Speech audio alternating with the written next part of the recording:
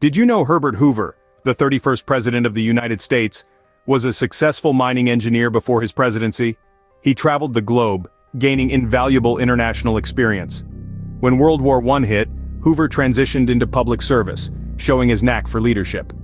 Fast forward to 1928, Hoover, a Republican, won the presidential election. In 1929 he stepped into the White House, his unique background in tow. Now, Hoover is in the White House, ready to apply his expertise and global perspective to his presidency. But how did this influence his foreign policy? Hoover's international experience significantly shaped his foreign policy. But what were these policies and how did they shape the world we know today? Herbert Hoover was a statesman with a global outlook. His foreign policy was a blend of peace advocacy, economic stability, and non-intervention. One of his key initiatives was the Hoover Moratorium, a one-year pause on World War I debt repayments.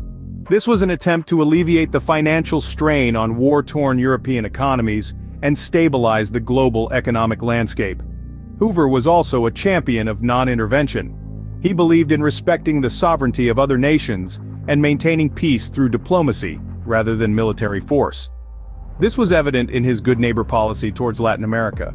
Hoover aimed to foster better relations with Latin American countries by withdrawing American troops and promoting mutual respect and cooperation. In addition, Hoover was a proponent of disarmament. He participated in the London Naval Conference in 1930, where he advocated for limiting naval armaments in an effort to prevent another world war. But Hoover's foreign policy wasn't without its challenges. The Great Depression began during his presidency, severely impacting the global economy and complicating international relations. Hoover's efforts to navigate these complexities were met with mixed success, but his commitment to peace and economic stability remained unwavering. So Hoover's foreign policy was a mix of peace advocacy, economic stability measures, and non-intervention. But what about his domestic achievements?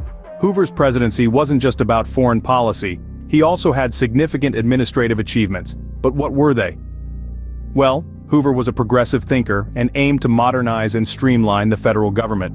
His tenure witnessed a massive reorganization of the Department of Commerce. He understood the importance of efficiency in industry and promoted standardization, which was a game changer for the time. But his administrative prowess wasn't limited to the confines of Washington, D.C. The construction of the Hoover Dam, an engineering marvel, stands as a testament to his vision and administrative skills. Faced with the Great Depression, Hoover didn't sit idle.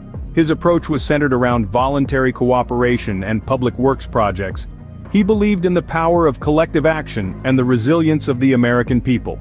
So, while Hoover's presidency is often overshadowed by the Great Depression, his foreign policy initiatives and administrative achievements offer a different perspective on his time in office.